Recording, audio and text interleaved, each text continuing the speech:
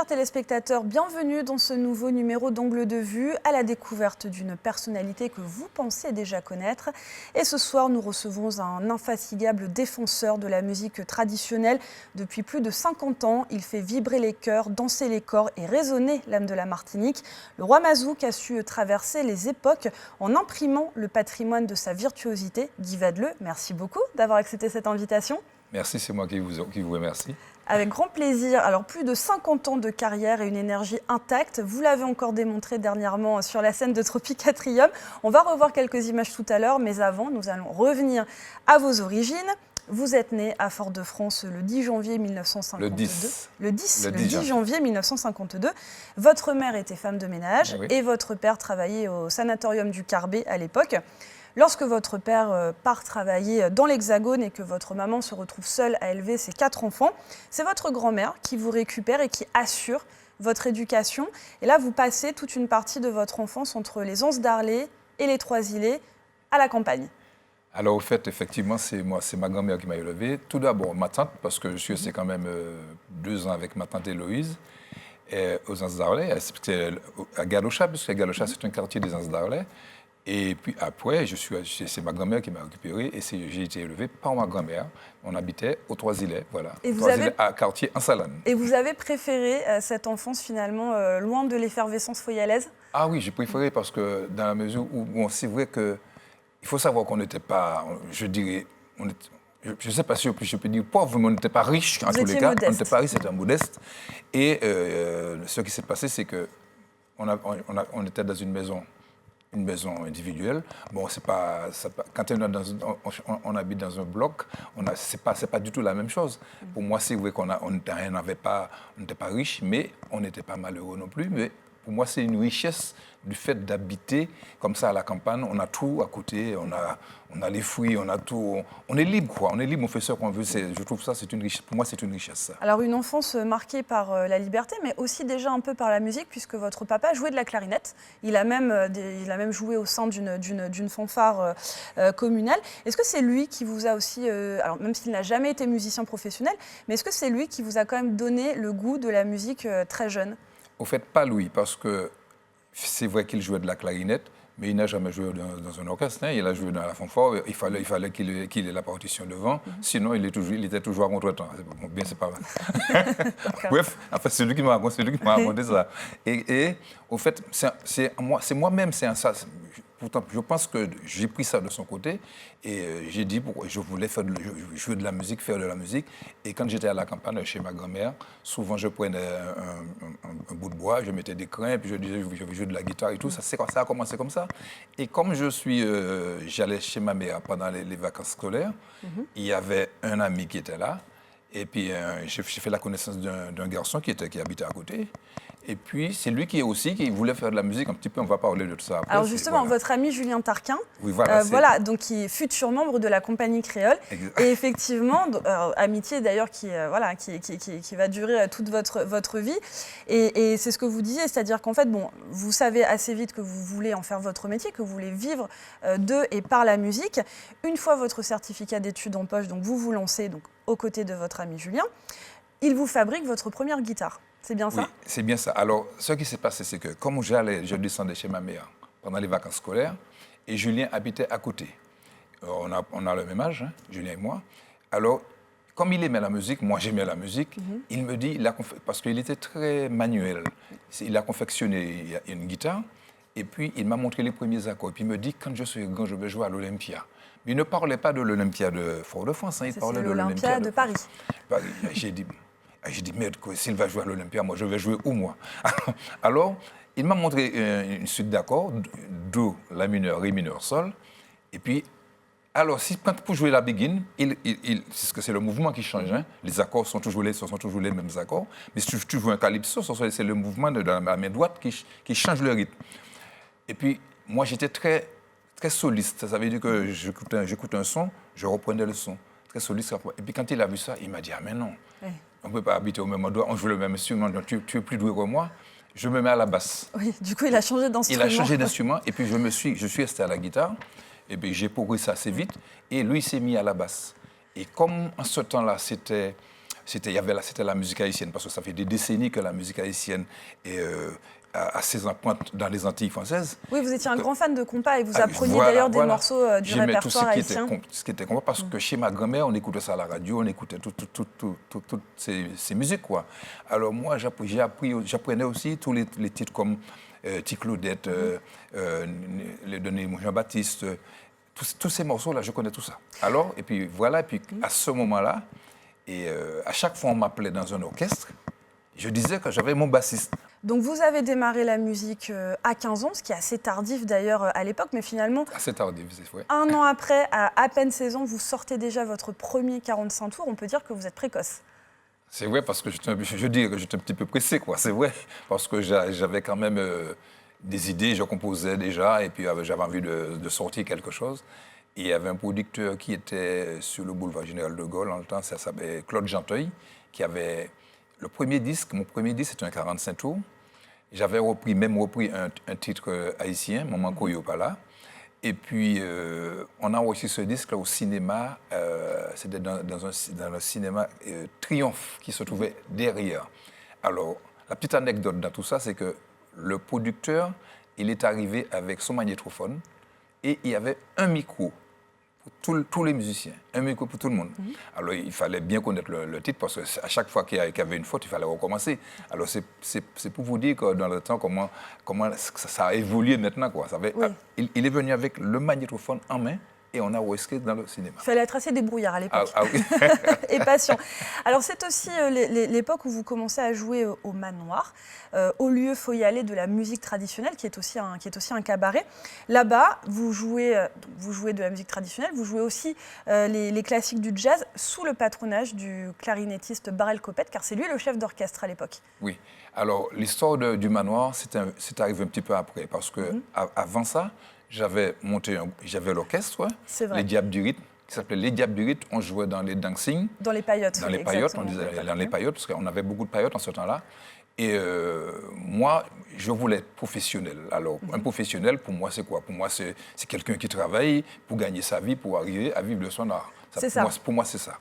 Parce que je portais avec l'orchestre, dans les cabarets, pas les cabarets, dans les dancing, il y avait seulement les grandes vacances. Oui, le carnaval. Les grandes vacances, le carnaval. Et il fallait bien jouer toute l'année. Les autres mois, on fait quoi? C'est ça. On fait quoi?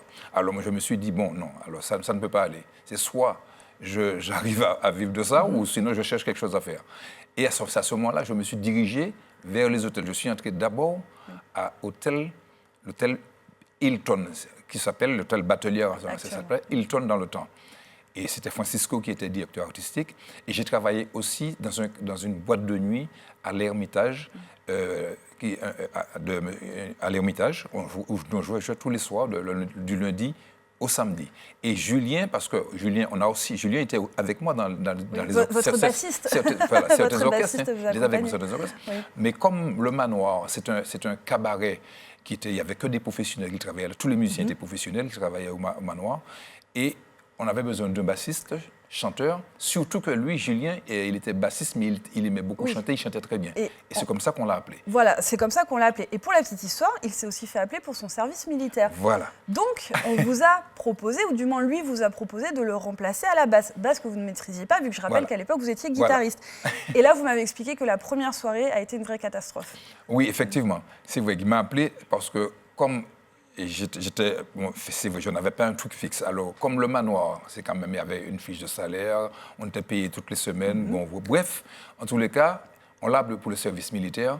Je lui ai dit, donne-moi ta place. Oui. Mais je n'étais pas bassiste. Non. Je n'avais jamais touché une basse. Je jouais de la guitare. Il n'y avait que Barrel Copette qui savait que j'étais guitariste, que je n'étais pas bassiste. Parce que j'ai eu l'occasion de jouer sur un des disques de Barrel Copette. Il m'avait appelé pour jouer de la guitare.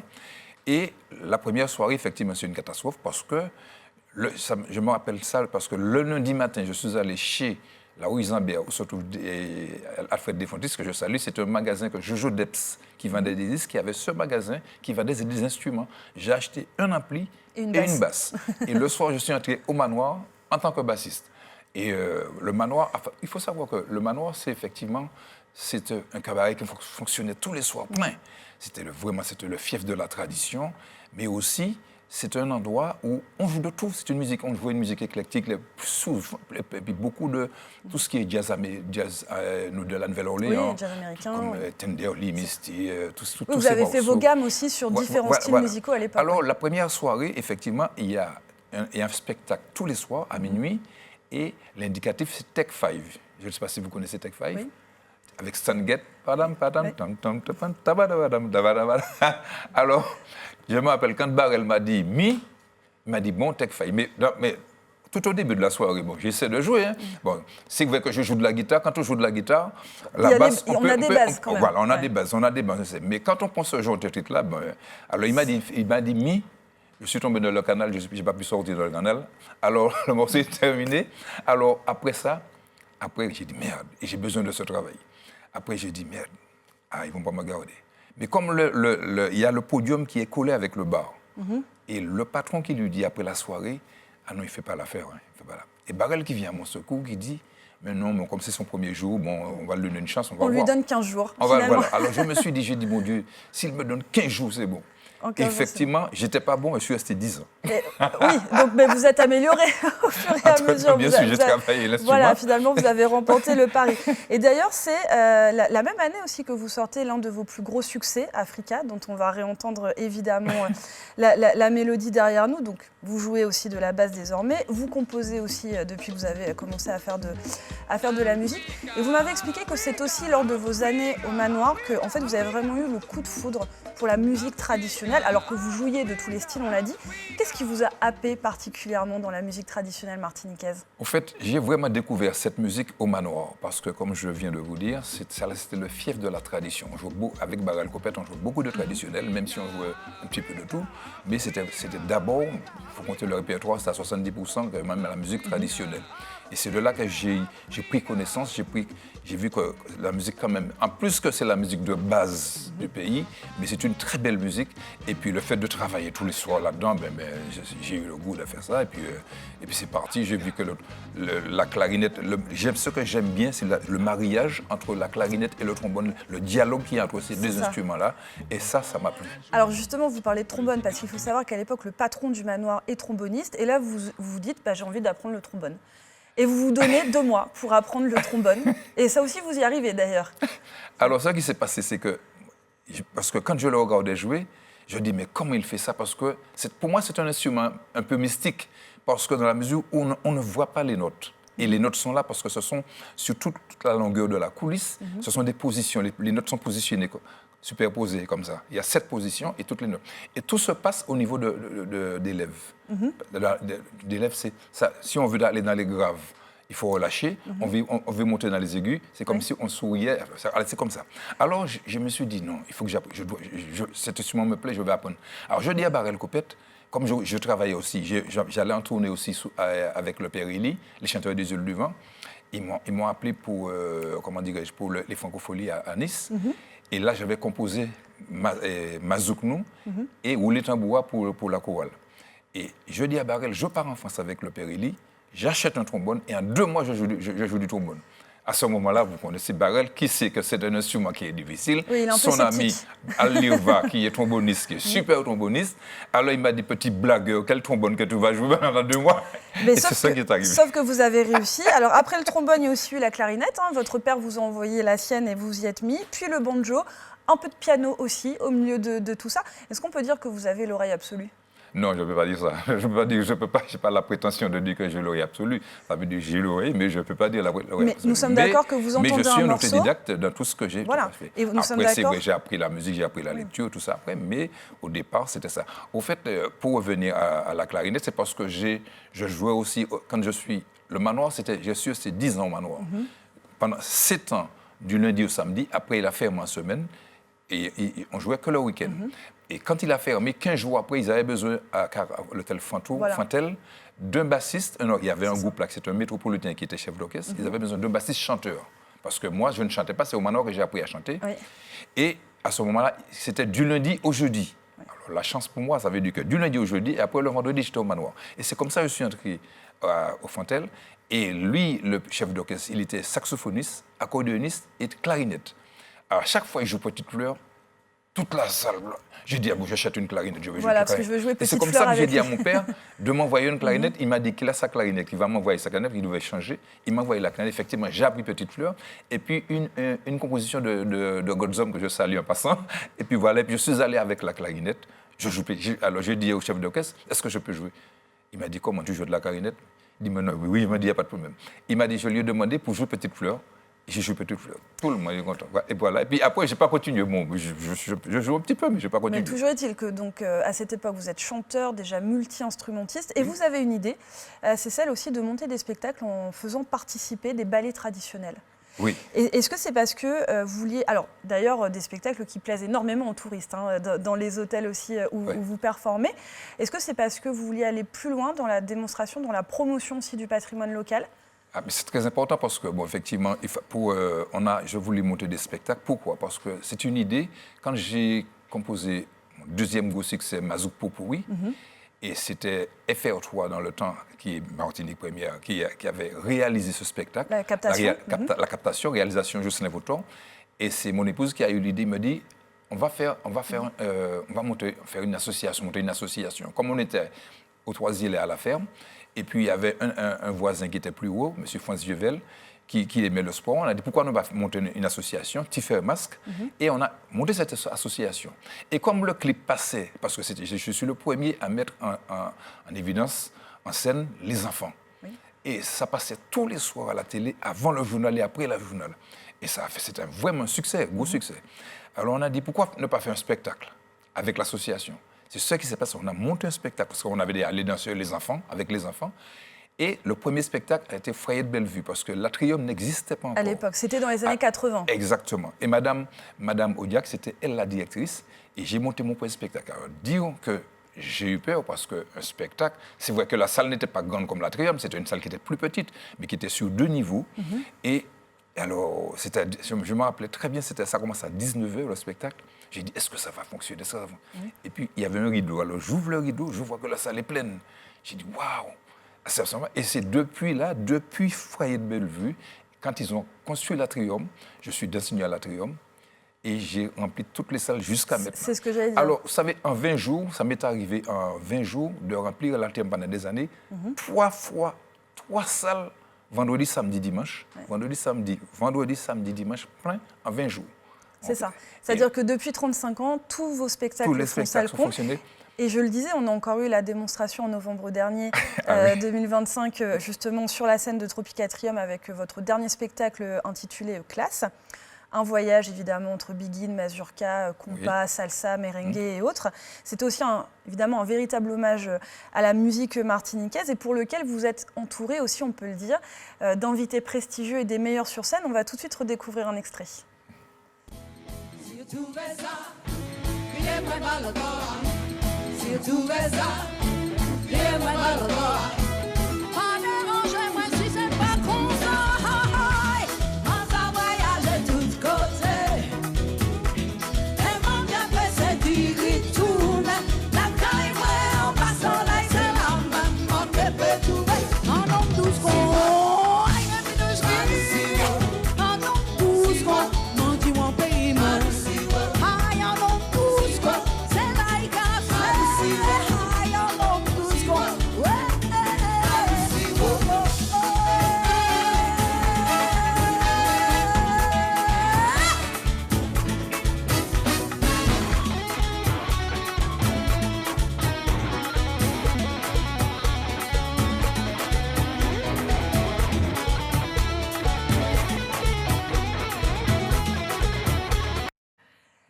Je parlais d'énergie en introduction de cette émission. On vient d'en avoir une démonstration. Vous l'avez dit, votre tout premier spectacle que vous avez monté, vous l'avez joué au Foyer de Bellevue il y a plus de 35 ans. Ah oui, plus de 35 ans. Depuis, est-ce que le frisson est toujours entier quand vous montez sur scène avec vos amis musiciens? Est-ce que le frisson est toujours entier? Mais bien sûr, bien sûr. C'est toujours comme ça. Vous savez, quand on est artiste, c'est toujours des appréhensions, voilà. Mais après, les spectacles, pour revenir au spectacle, les spectacles fonctionnent pourquoi? Parce que moi, je respecte le public, je me respecte parce que j'aime les belles choses, j'aime faire les choses bien. Et les gens, ben, c'est jamais le même spectacle. Ça veut dire qu'il y a des chansons clés qu'on va proposer, comme les succès comme Mazogo, pour y parler de Mazogo, des chansons comme ça qui seront toujours qui font partie seront toujours là. Mais et puis, au niveau des costumes, ce ne sont pas les mêmes chorégraphies. Parce que il faut savoir que ce n'est pas un ballet que j'ai, ce n'est pas un groupe folklorique que j'ai. C'est un spectacle, ce sont des danseurs qui accompagnent des chanteurs. Et ça, vous diriez que c'est vos années aussi passées au sein d'un cabaret qui vous ont donné cette envie, en fait, que le spectacle soit complet?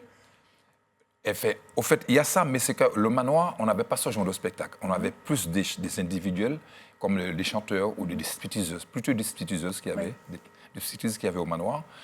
Et parce que moi, quand je voyage, je vais voir les spectacles, les grands spectacles, Lido, Moulin Rouge, je vais voir tous ces spectacles-là. Je n'ai pas les moyens financiers pour faire ce genre de spectacle, mais avec le peu de moyens que j'ai, j'essaie de faire ce spectacle. Alors, il faut dire quand même une petite parenthèse, c'est que c'est mon épouse qui s'occupe de toute la partie danse, toute la partie du spectacle. Toute la partie artistique, en tout cas. Moi, c'est tout ce qui est la musique.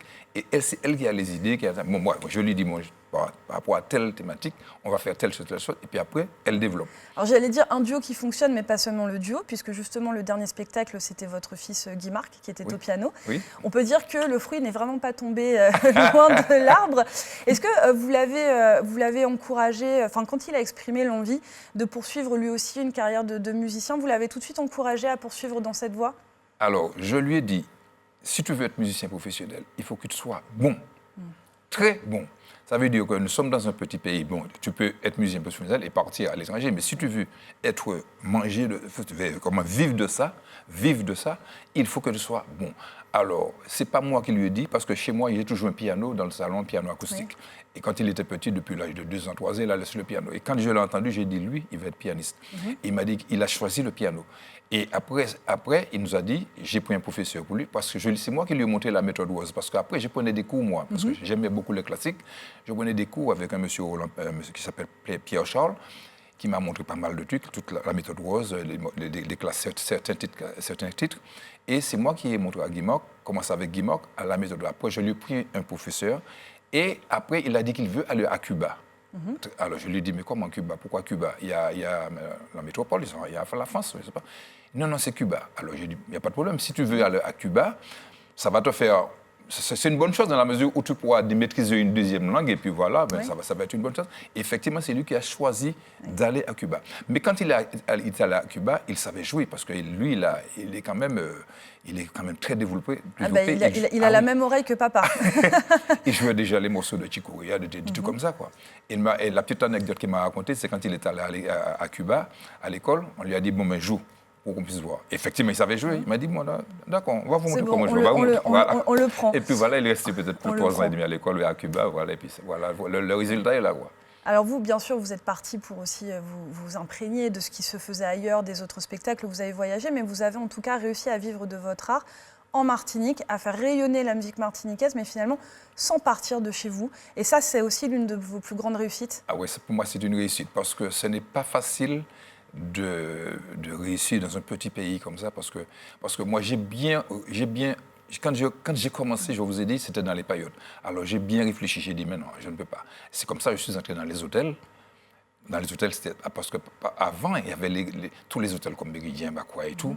Ce sont des orchestres qui jouaient. Des orchestres de 5, 6 musiciens, 7 musiciens qui jouaient.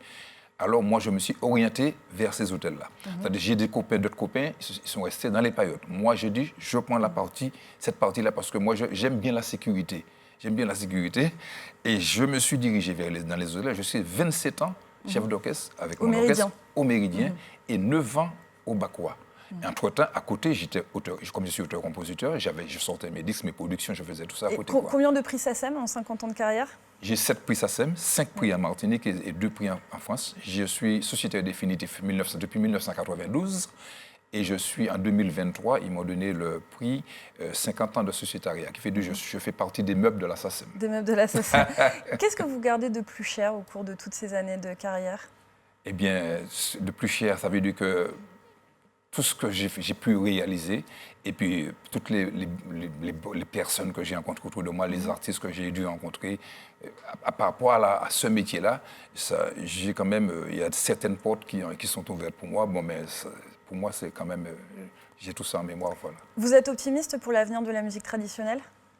Vous estimez que Optimiste. la relève est assurée? On l'a dit, Alors, il y a un truc qui me dérange, c'est que le paradoxe dans tout ça, c'est que quand je regarde, il y a beaucoup d'associations, beaucoup de ballets qui jouent de la musique un peu partout, de la musique traditionnelle.